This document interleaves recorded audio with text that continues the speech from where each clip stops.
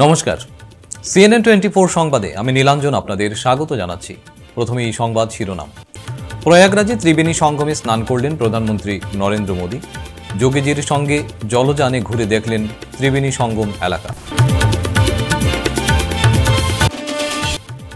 রাজ্যের অন্য জেলার সঙ্গে আজ থেকে কাছাড়ে শুরু হলো গুণ উৎসব 2025। কাঠিগোড়ায় মন্ত্রী কৌশিক রায়কে জাঁকালো সংবর্ধনা জানালো 4 মণ্ডল কমিটি। শ্রীভূমিতে পর্যালোচনা বৈঠক করলেন মন্ত্রী রনোজ পেগু। নিউ শিলচর সহ মেহেরপুর এলাকায় তীব্র যানজট, ক্ষোভ চরমে। এবারে সংবাদ বিস্তারিত। 70 আসনের দিল্লি বিধানসভায় ভোট হচ্ছে একদিনে। সকাল 7টা থেকে চলছে ভোট গ্রহণ। আর এদিনেই প্রয়াগরাজে ত্রিবেণী সঙ্গমে স্নান করলেন প্রধানমন্ত্রী নরেন্দ্র মোদী। বুধবার সকাল সকাল প্রয়াগে পৌঁছে যান তিনি। লাল কার্পেট বিছানো পথে মোদীকে অভ্যর্থনা জানান উত্তরপ্রদেশের মুখ্যমন্ত্রী যোগী আদিত্যনাথ।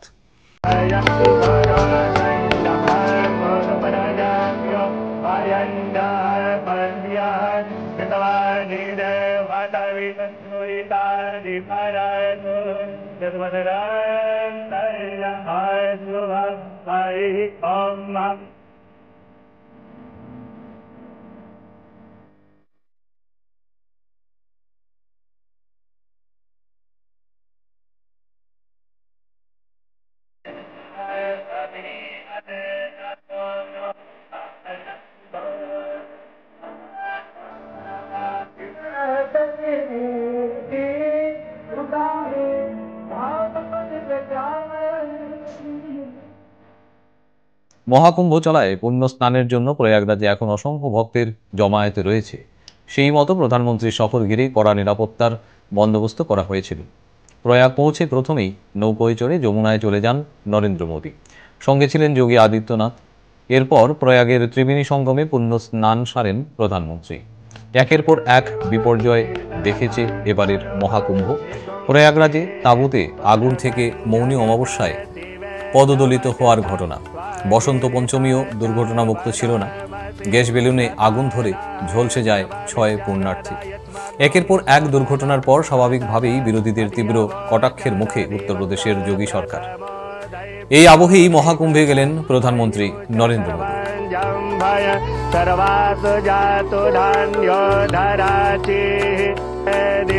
यतो यतः समीहते ततो नो अभयं गुरु सण्डः कुरु प्रजाभ्यो भयन्नः पशुभ्यः विषवानि देवसवितद्दुरितानि परशुभ जन्मजरां तर्ण अशुभ हरिः ॐ नमस्ते रुद्रमण्यव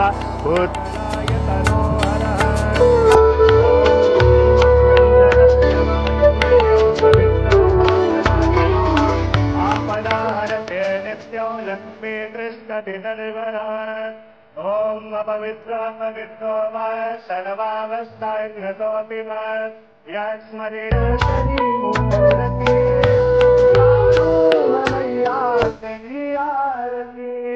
वेद तेरी महिमा गाय सत करे ध्यान भारत कुल ध्यान कर। রাজ্যের অন্য জেলার সঙ্গে আজ থেকে কাছাড়ে শুরু হলো গুণ উৎসব 2025। 6 থেকে 14 বছর বয়সী প্রত্যেক শিশুর জন্য প্রাথমিক শিক্ষা বাধ্যতামূলক করছে সরকার এবং প্রাথমিক স্তরে শিক্ষার উপর বিশেষ গুরুত্ব দেওয়া হয়েছে।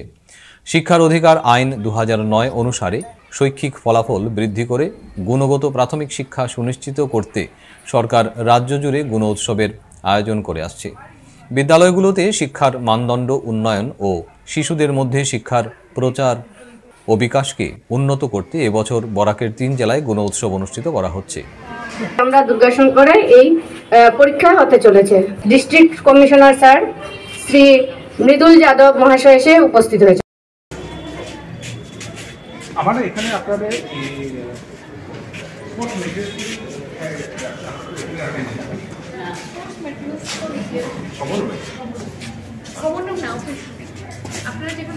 ওইখানে স্পোর্টস ম্যাটেরিয়াল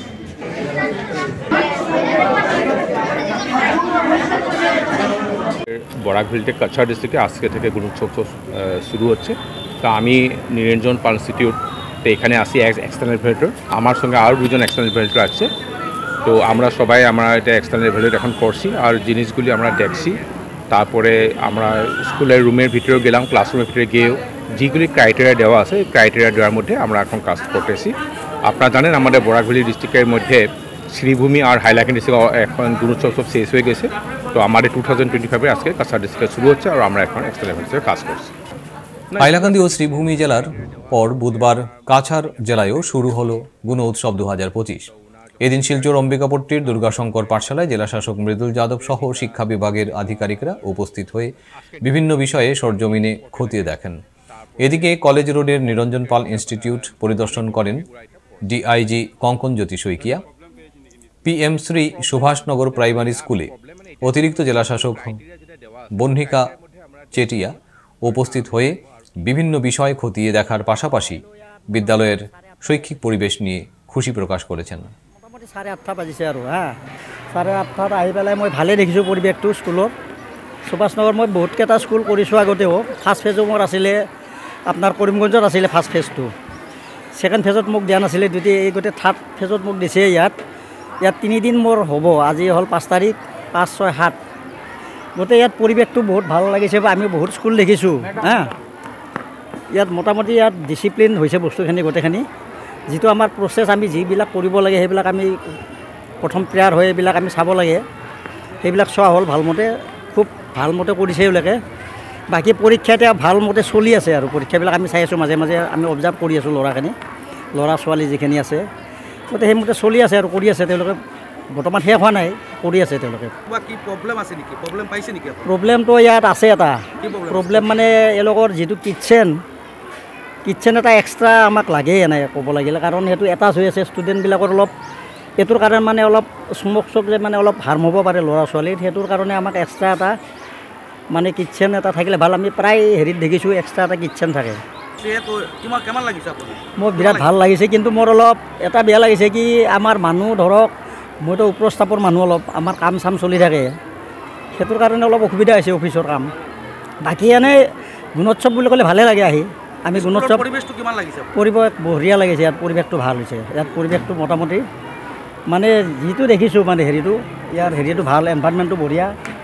বাউণ্ডাৰী আছে, কিছুমান স্কুলত বাউণ্ডাৰীও নাই। আমি গাঁৱত গৈছোঁ, কিছুমান বাউণ্ডাৰীও নাই।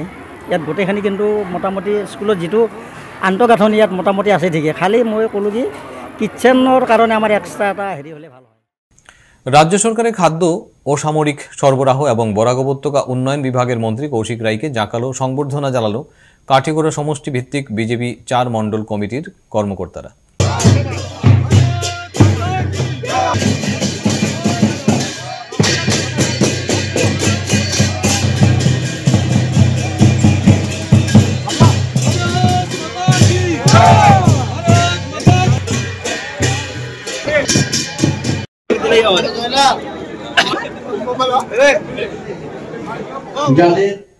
মঙ্গলবার দুপুর আনুমানিক 12টায় কালাইন বাজারের পাশে থাকা কালাইন কাঁচাকান্তি মন্দিরের পাশের নতুন অ্যাক্সিস ব্যাংকের দ্বিতল ভবনে এক সংবর্ধনা সভার আয়োজন করা হয়। আয়োজিত সভায় রাজ্যের মুখ্যমন্ত্রী ডক্টর হিমন্ত বিশ্ব শর্মার নেতৃত্বাধীন সরকারের নবাগত মন্ত্রী কৌশিক রায়কে উত্তরীয় মানপত্র, ফুলের তোড়া, গামছা ও অন্যান্য বিভিন্ন ধরনের মূল্যবান উপহার সামগ্রী দিয়ে রাজকীয় সংবর্ধনা প্রদান করেন বিজেপি কালাইন মণ্ডলের সভাপতি নিত্যগোপাল দাস, দলের কাঠিগড়া মণ্ডলের সভাপতি বিশালাক্ষ দে বাবলা, পশ্চিম কাঠিগড়া মণ্ডলের সভাপতি নিরাপদ দেব এবং দলের 5 গ্রাম মণ্ডলের সভাপতি মিঠুন শুক্লবৈদ্য সহ অন্যান্যরা। কাঠিগড়া বিধানসভার কার্যকর্তাদের সঙ্গে এখানে উপস্থিত হয়েছিলাম। কার্যকর্তাদের সঙ্গে আলাপ আলোচনা হয়েছে। আমি তাদেরকে ধন্যবাদ জানাই। তারা আজকে এখানে একটা সংবর্ধনা সভারও ব্যবস্থা করেছে। মন্ত্রী হিসাবে আমি প্রথমবার এসেছি।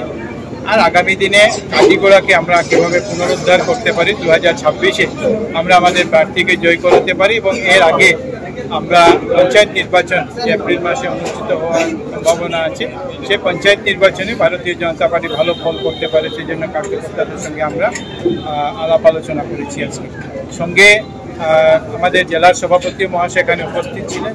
আমরা কাঠিগড়া, যেহেতু বরাক ভ্যালি ডেভেলপমেন্ট ডিপার্টমেন্ট আমার সঙ্গে আছে, কাঠিগড়ার বিভিন্ন সমস্যা আছে, যে সমস্যাগুলো আগামী দিনে সবাই মিলে সমাধান করার চেষ্টা করব। এর মধ্যে এখানে একটা কলেজের কথা বলা হয়েছে, আগামী দিনে মুখ্যমন্ত্রী মহাশয়ের সঙ্গে কথা বলে এখানে যাতে একটা ডিগ্রি মডেল কলেজ আমরা করতে পারি সে ব্যাপারে আমি সচেষ্ট থাকব। বরাক উপত্যকার উন্নয়নের স্বার্থে রাজ্যের বিচক্ষণ মুখ্যমন্ত্রী কতটা তৎপর তারই জলজান্ত প্রমাণ তার ক্যাবিনেট মন্ত্রীর শ্রীভূমি জেলায় ঘন ঘন সফর। রাজ্যের বরাক উপত্যকা উন্নয়ন বিভাগের মন্ত্রী কৌশিক রায় এর শ্রীভূমি সফরের পর বুধবার শ্রীভূমি সফরে এলেন রাজ্যের শিক্ষামন্ত্রী রনোজ পেগু। হাইলাকান্দি সফর শেষ করে মন্ত্রী শ্রীভূমিতে পা রেখে জেলা আয়ুক্তের কার্যালয়ে ছুটে আসেন। জেলা আয়ুক্ত সহ অন্যান্য প্রশাসনিক আধিকারিক, শিক্ষা বিভাগীয় আধিকারিক সহ বিভাগীয় অন্যান্য কর্মকর্তাদের উপস্থিতিতে গুরুত্বপূর্ণ বিষয় নিয়ে পর্যালোচনা বৈঠক করেন মন্ত্রী রনোজ পেগু। শ্রীভূমি জিলালৈ মই আজি আৰু শিক্ষা বিভাগৰ বিষয়াবৰ্গৰ সৈতে জিলাখনৰ শৈক্ষিক ক্ষেত্ৰৰ বাবে এটা পৰ্যালোচনা কৰোঁ। যোৱা সময়খিনিত আমি দেখা পাইছোঁ আমাৰ চৰকাৰখনে লোৱা বিভিন্ন প্ৰচেষ্টাৰ ফলস্বৰূপে শিক্ষা কেন্দ্ৰত যথেষ্ট পৰিৱৰ্তন আহিছে আৰু সেই পৰিৱৰ্তনখিনি শ্ৰীভূমি জিলাতো দেখা পাইছোঁ। মই মূলতঃ গুণোৎসৱ শিক্ষা সেতু এপটোৰ ব্যৱহাৰ, আমাৰ যিখিনি আন্তঃগাঁথনি আঁচনি ৰূপায়ণ কৰি থকা হৈছে, মিড ডে মিল ইত্যাদি সম্পৰ্কে মই শিক্ষা বিষয়াসকলৰ লগত পৰ্যালোচনা কৰোঁ। আমাৰ তেনেকুৱা কাৰোবাক ভাঙিব লাগে, কাৰোবাক বনাব লাগে এইটো নহয়। আমাৰ যি পাব্লিক এডুকেশ্যন আছে, চৰকাৰী বিদ্যালয়বিলাকৰ মান উন্নত কৰাৰ এটা নন ষ্টপ আমাৰ প্ৰচেষ্টা চলি আছে। অসমত টোটেল 50 লাখ ষ্টুডেণ্ট পঢ়ে চৰকাৰী বিদ্যালয়, প্ৰাইভেট স্কুলত মাত্ৰ 2.5 লাখ ষ্টুডেণ্ট। তো ক'ত 2.5 লাখ আৰু ক'ত 50 লাখ তুলনাই প্ৰাইভেট স্কুলৰ শ্বেয়াৰটো ভেৰি মিনিমাম। আমি কিন্তু 50 লাখ ষ্টুডেণ্টক পাঠদান কৰোঁ। আজি মই নিৰ্দিষ্টভাৱে এই বিষয়খিনিও যে এটা ষ্টুডেণ্টৰ এবচেণ্টিজম, এই এবচেণ্টিজম বা উপস্থিত নিয়মিতভাৱে উপস্থিত নথকা ইয়াৰ এটা ষ্টাডি কৰিবৰ কাৰণে আজি মই বিষয়াসকলক দায়িত্ব দিছোঁ যে কাৰণটো কি সেইটো আমি জানিব বিচাৰিছোঁ। চ' ইউনিফৰ্মটো আমি কলেজত SMC থাকে, SMDC থাকে, ইয়াত ইউনিফৰ্ম ক্ৰয় কৰাত চৰকাৰ কি ৰাজ্যিক পৰ্যায়তে হওক বা জিলা পৰ্যায়তে হওক আমাৰ বিষয়া বা আমাৰ কাৰ্যালয় ইয়াত জড়িত নহয়, SMC SMDC হয়। কিন্তু ইয়াৰ যি কোৱালিটি আছে, কোৱালিটি যাতে এনচিয়ৰ কৰিব পৰা যায়, গতিকে এইবাৰ ইমান ছাপ্লাই হ'ব প্ৰত্যেকৰে লেবৰেটৰী টেষ্ট হ'ব আৰু লেবৰেটৰী টেষ্ট পাছ কৰিলেহে তেওঁলোকে। নিউ শিলচর সহ মেহেরপুর এলাকায় তীব্র যানজট, ক্ষোভ চরমে, দেখুন বিস্তারিত। ব্যস্ততম শিলচর মেডিকেল রোডে ট্রাফিক জ্যামে সাধারণ মানুষের নাজেহাল অবস্থা। প্রতিদিন রাঙ্গিরখাড়ি থেকে মেহেরপুর APDCL এর অফিস পর্যন্ত পুরো রাস্তায় যানজটে দুর্ভোগ পোহাতে হচ্ছে। বিশেষ করে মেহেরপুরের পেট্রোল পাম্প থেকে APDCL এর অফিস সংলগ্ন সেতু পর্যন্ত যানজট সৃষ্টি হয়। সড়কের পাশ বৃদ্ধি না করায় এই সমস্যার সৃষ্টি হয়েছে। আকারে যানজট সমস্যার শিকার হতে হচ্ছে। এদিকে বিগত কয়েক মাস থেকে শিলচর ব্যস্ততম এলাকা হিসেবে খ্যাত নিউ শিলচর এলাকার চিত্তরঞ্জন পয়েন্টটিতে বিগত কয়েক মাস থেকে বৃষ্টির মৌসুমে জমা জলের নিষ্কাশনের জন্য কালভার্ট নির্মাণকে কেন্দ্র করে বিরাট আকারে যানজট সমস্যার শিকার হয়েছেন। উল্লেখ্য, শিলচর মেডিকেল কলেজ, NIT ও আসাম বিশ্ববিদ্যালয়ের যাতায়াত করা পথচারীদের প্রতিদিন যানজটে দুর্ভোগ পোহাচ্ছেন। এ ব্যাপারে জেলা প্রশাসনের দৃষ্টি আকর্ষণ করেছেন যাতায়াতকারী জনগণ। ব্রহ্মপুত্র বোর্ডের ধাঁচে বরাক নদীর উপযুক্ত ব্যবস্থাপনায় বরাক বোর্ড গঠনের দাবি জানালেন সাংসদ সুস্মিতা দেব। অসমের বরাক নদীকে জাতীয় জলপথ হিসেবে ঘোষণা করা হলেও পরিকাঠামোগত কোনো উন্নতি হয়নি। ড্রেজিং প্রকল্প হাতে নিলেও মাঝপথে তা বাতিল করা হয়। রাজ্যসভায় মঙ্গলবার এই অভিযোগ করেন তৃণমূল সাংসদ সুস্মিতা দেব। তিনি বলেন, এই নদীপথকে ব্যবহার করে দক্ষিণ অসমের আর্থিক উন্নতির যথেষ্ট সম্ভাবনা রয়েছে, কিন্তু সরকার সেদিকে নজর দিচ্ছে না, সদর্থক ভূমিকা নিচ্ছে না। তার দাবি, অবিলম্বে বরাক নদীতে ড্রেজিং বা খনন করা হোক এবং ব্রহ্মপুত্র বোর্ডের ধাঁচে বরাক নদীর উপযুক্ত ব্যবস্থাপনায় বরাক বোর্ড গঠন করা হোক।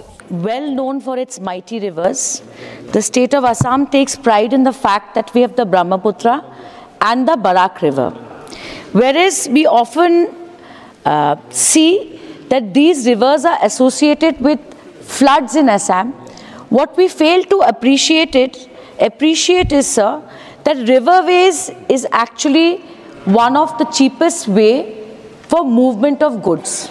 If we look at history of Assam, where we share a huge border with Bangladesh, Myanmar, etc., our rivers are an asset through which we should be facilitating movement of goods. I feel lucky that Sarvananda Sonowal ji is today present in Parliament, and in the 16th Lok Sabha, when I represented the constituency of Silchar, the Barak River was declared a national waterway, sir. And we were all very hopeful and aspirational that once this waterway is properly made operational with proper infrastructure, a very remote and backward area like Barak Valley will be able to enhance its economy due to movements of goods through the Barak River. Unfortunately, sir, infrastructure till today remains incomplete. The dredging of River Barak has been abandoned as a project, due to which the people of Barak Valley are almost isolated in the state of Assam. Trains become dysfunctional due to floods, due to landslides, because we are surrounded by Dima Hasao, we are surrounded by Karbi Along. Airfares is beyond the affordability of a common man and small traders. In these circumstances, sir, I urge upon the government of India that please facilitate the dredging of Barak River. Please facilitate the movement of goods through our riverways. We need ports to be made. We need proper customs infrastructure to be there, so that this otherwise isolated area of Assam can grow faster, meet the aspirations of the youth, boost our economy, connect us better for international trade, and we can come out from the backwardness that we've been facing for decades. I thank the government of India for starting the Brahmaputra board, which manages the Brahmaputra river. But till today, for the Barak River of Assam, we do not have a board that manages that river properly. So these are my demands in the greater interest of the people. ফিরছি একটি বিরতির পর, আপনারা সবাই সঙ্গে থাকুন। এসে গেছে ভিভা ফুড কোর্ট, শিলচরের এই মুহূর্তের অন্যতম আকর্ষণ, যেখানে একই ছাদের তলায় আপনি পেয়ে যাবেন বিভিন্ন ধরনের মিষ্টি, রকমারি স্ন্যাক্স, থাকছে রুফটপ ক্যাফে, একই অঙ্গে এত কিছু। পিওর ভেজ এই ফুড কোর্টে আপনার আপনজনকে নিয়ে একটি সন্ধে কাটিয়ে যান। কথা দিচ্ছি আপনাকে আবারও আসতে হবে ভিভা ফুড কোর্টে। যোগাযোগ 9395935558 এই নাম্বারে। আপনাকে জানাই সাদর আমন্ত্রণ। ফিরে এলাম বিরতির পর। 8 ও 9 ফেব্রুয়ারি শ্রী শ্রী ঠাকুর অনুকূল চন্দ্রের 137তম জন্মবার্ষিকী এবং শ্রী বিগ্রহ প্রতিষ্ঠার 47তম বর্ষপূর্তি উদযাপন করা হবে।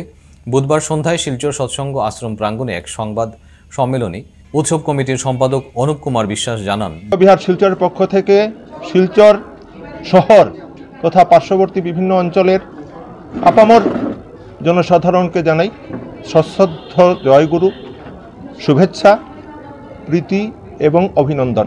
আগামী 8 এবং 9 ফেব্রুয়ারি শিলচর সৎসঙ্গ বিহারে যে উৎসব আয়োজিত হতে চলেছে, শ্রী শ্রী ঠাকুরের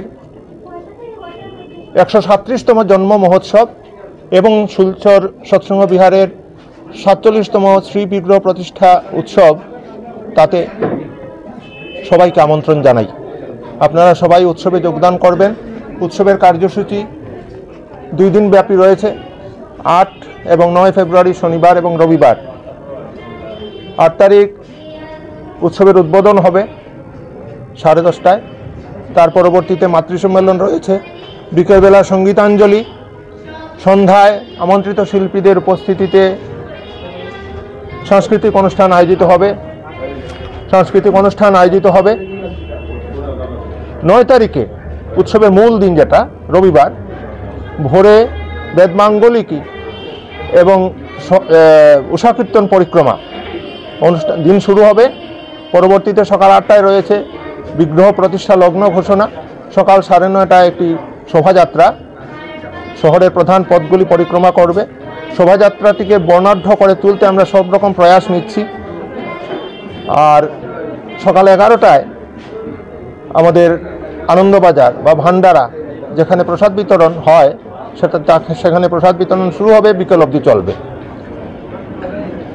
দুপুরে 2টায় সৎসঙ্গীদের নিজস্ব প্ল্যাটফর্ম, এখানে সৎসঙ্গের ভাবধারা, শ্রী শ্রী ঠাকুরের আদর্শ, তার জীবন ইত্যাদি নিয়ে আলোচনা হয়।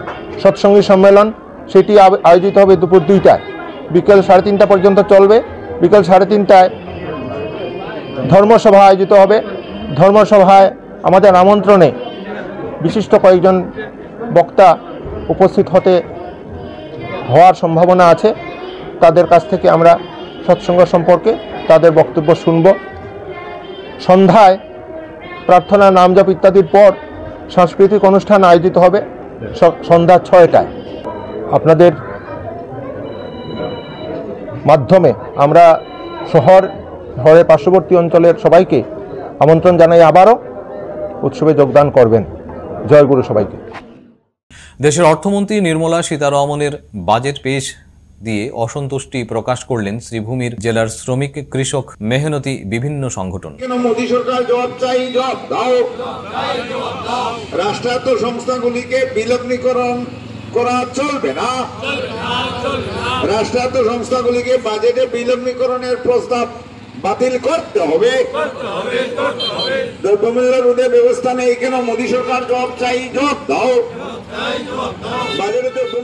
দেশের অন্যান্য প্রান্তের সঙ্গে সঙ্গতি রেখে শ্রীভূমি জেলায় বিভিন্ন সংগঠনের প্রতিবাদী কর্মসূচিতে সামিল হন। স্থানীয় অনুকূল সাগর স্থিত এলাকায় সংগঠনের কর্মকর্তারা বাজেটের বিরুদ্ধে স্লোগান দেন। সংগঠন কর্মকর্তাদের সাফ কথা, যেহেতু এই বাজেট শ্রমিক, কৃষক, মেহনতি লোকের স্বার্থের বিরুদ্ধে, তাই তারা মেনে নিতে পারছেন না। বিমা ক্ষেত্রে 100% যে বিদেশে বিনিয়োগের যে সিদ্ধান্ত, সেই সিদ্ধান্তটা প্রত্যাহার করতে হবে। জায়গায় 50% বরাদ্দ বৃদ্ধি আমাদের করতে হবে এবং শহরে কর্মসংস্থান সুনিশ্চিত আইন চালু করতে হবে।